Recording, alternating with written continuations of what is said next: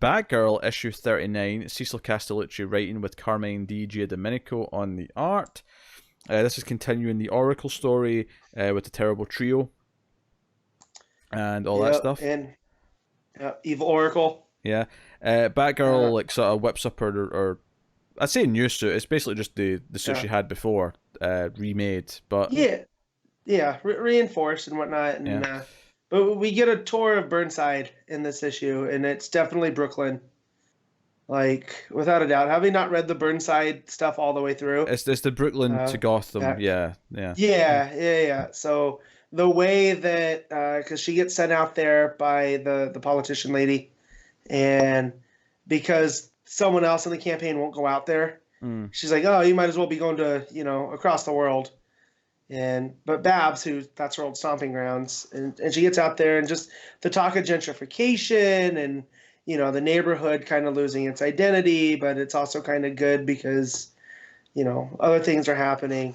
I was like, oh, this is definitely every old neighborhood on the come up, and especially Brooklyn. She sent out there to like basically do campaign stuff for Alejo. And she's with Bard, and she's like talking to old shop owners, and she's talking to like her old friend Frankie and all that stuff.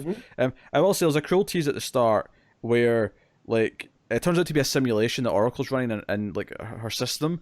But you saw Dick and you got excited. I saw, it was the whole Bat family show up, and the Birds of Prey show up to help Babs fight, and Dick's like in his proper outfit, and I'm like, what's going on here? He's not meant to be in that outfit. It's like, it's a simulation. This is the version of Nightwing that's in Oracle's head because Babs has put that version there. It's like, and not just Dick, but also the classic Birds of Prey. But with Huntress from back, and so I'm just like, and Dinah. That's what I say. Man. Yeah, I know. I do like the terrible trio trying to like sneak away because they're hungry and want to get food, and like Oracle's like, no, you will not leave. Yeah, she just wants friends, right? And she doesn't understand that friends have to eat. Yeah. Which let's be real though, they were never coming back. Like they go to get food, and that's it. So yeah, probably their dynamic kills me at this point. I really like. There's a panel here that I really like. It's when Babs goes back to the clock tower. There's a panel. It's a really dark panel with her standing with the cape kind of around her, with her shadow. And I thought that's a really stylized little panel. It's a little bit different from what I expect from G. Domenico, because I expect, because he did Flash for so long, I kind of think of him as this sort of bright artist kind of thing. Yeah, G. Domenico really gels with Batgirl, like it, and Gotham and whatnot. Like it feels like. It's his art, but it's subtly different. It's a little bit cleaner than Flash was. It is, yeah. The lines are a little bit less messy. Yeah. And I guess that works because Flash is all about speed, so it's meant to have a bit of motion to it, whereas... And motion and whatnot. Yeah. But and there's a lot of human moments in here that play out because when she's in Burnside and she's remembering her adventures as Batgirl there in the purple suit, you get a lot of cool action stuff, right, with her memory in purple. Yeah, it's basically it's almost like when you're playing like a racing game, you get the ghost car of your last best time. It's like the ghost like Babs from the past is like sort of in the scene doing like flips and stuff as she's talking to other people in present day. It's a nice little touch. I think Bel-Air's kind of fairly flat colours are really complimenting it. Yeah, because anything under the shadows actually works quite well, better than I've expected from G. Domenico. Like when she stands up from the computers before she leaves the clock tower, for example, just her standing there in shadow looks quite good. But even his characters sitting there, like they're at the bridge and Jason's playing with the dog, Bard, and whatnot. Like it's not the G. Domenico I'm used to. So, and it kind of shocked me how good it looks.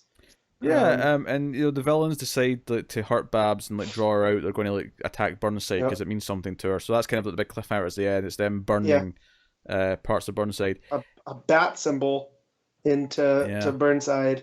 Also, she's dealing with the Lex Luthor telling everybody to embrace doom. I was of two minds about this section because this is like after all the Burnside stuff, and she gets a new costume, she goes out on patrol, and there's basically a montage of her like fighting various like muggers and whatever, and it's like a whole thing talking about like you say Lexi's like stuff empowering like doom, and like this is turning regular people into kind of more criminals and like looting and things like that. And what I like about Castellucci here is that these are all like legit problems in the world that you hear they need solutions to, but like writing is not gonna help. You know, like they say here, like the food shelter had all the funding cut off and people are hungry. You don't rob a caterer that has nothing to do with that for Yeah, food. It's not really helping the problem, is it? I'm of two No. minds about these 2 pages because on the one hand, this maybe felt the most like sort of like shoved in Lex stuff of the week, Yeah. but at the same time, she ties it back into Killer Moth and like the fact that that was such a big part of the first couple issues of this arc. I was like, I don't know, it also feels kind of natural here because it's already been established in Batgirl that this is going on, as opposed to some of the other books where it's been just kind of on its own at one point. Yeah. But at the same time, I couldn't feel that a little bit like when it came to this little 2 page montage that it was mostly about the Lex stuff. That was like, oh, this feels kind of shoehorned in to just like tie in. Yeah. But it also feels the most traditional Batgirl scene. It does, yeah. So I'm kind of 2 minds about it. It kind of works, but at the same time, I think basically my final conclusion on these 2 pages is that it actually works fairly well and feels like it fits in the book. But I just have this stigma because all the books are doing it that it kind of annoys me a little bit. No, that's a... But I feel here it's handled really well because this is something like Barbara would come up against, especially in her political, you know. So like I feel like she's gonna take this back to Alejo and be like, hey, look, these are the problems in Burnside, you know. This is what you have to promise talking about. Yeah. Also, at the bottom of the first page of these 2 pages, Batgirl's doing like a Wonder Woman pose. I think it's almost accidental, but she's just sort of like jumping with her arms crossed, and it just looks very Wonder Woman-y. Yeah. I think the thing is, if this had been the first book you read this week, you wouldn't have as big a problem with it as you do if it's, you know, maybe the 5th book. Yeah. Yeah. I was right in the middle of my books, and I had 9, so you know, I think by the time I got here, I at least read a couple of the Lex, you know, integrated and you were already stuff. like, oh, more Lex. Yeah. And then the final couple pages is Oracle striking that. I do actually like the second last page.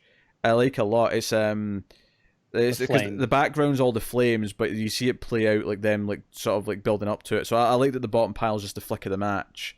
And then you know turn the page and you get the big bat symbol, all around Burnside. So that's really cool. So. No, I like this issue because I think we were all really into the first issue. Then the second issue was a bit messier, but still, you know, enjoying the plot overall. I think this third issue is stronger again, and I like what it's doing to like build up Babs in the community. I have to be honest, I go on the opposite direction because I like all the ideas and the focus in this. I think it's far too wordy, this issue, more than the last ones. Like I felt like I was just reading walls of text at points, and you know, especially early on with the trio just after the command, you know, just after the simulation page, so much text, and while a lot of their dialogue is good and funny, there's just so much of it, and I felt that throughout the issue. At points, I felt it was even covering up the art too much, and I was feeling that quite a bit this time.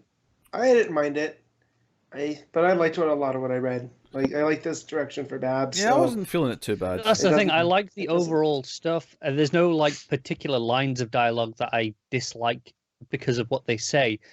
It's just there's so much of it that that I feel like you know, it's a bit clunky overall. I think the only time I feel like that is maybe when it's the Oracle dialogue, just because computery text and boxes for me in comics always kind of bug me. As just being like less pleasant to read. Just on a lettering perspective. Yeah, it just always kind of. So when there's a lot of it, I just am because I feel like each one's just a little bit more of a chore than the regular.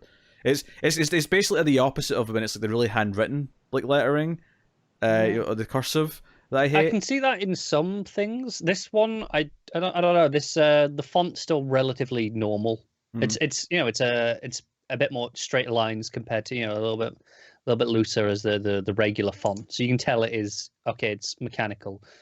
But it's not particularly egregious of the problem that I think you're describing. I assume it's more just kind of the green background is kind of just making your brain automatically link it with those experiences in the past. Maybe right. I mean, it wasn't a big deal in this issue because I mean, she only had like 2-3 scenes, and I generally enjoyed the story that was happening, and I loved the trio's great. I love the trio's banter with each other, and then bickering about how to try and like use Oracle for their own gain, because they basically go along with everything because she's kind of promising like, if we're friends, then I owe you a favor too. Yes, and so they're basically wanting her to like owe them so that she'll do stuff for them.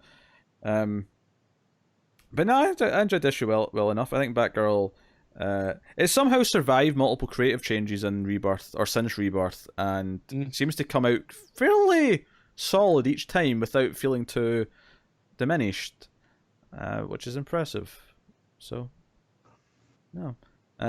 It's only been 3 issues, so it's hard to compare it to Scott's run so far. But it wouldn't surprise me if by the end of this I like it more than Scott's run. I think it's definitely got the potential for that. So, yeah, and then we talked about the art stuff. So, Matt, what are you giving it? I'm gonna give this one a 7.5. Connor? 6.5. I'll go with a straight 8 in this one. I think I'll be a little bit more positive.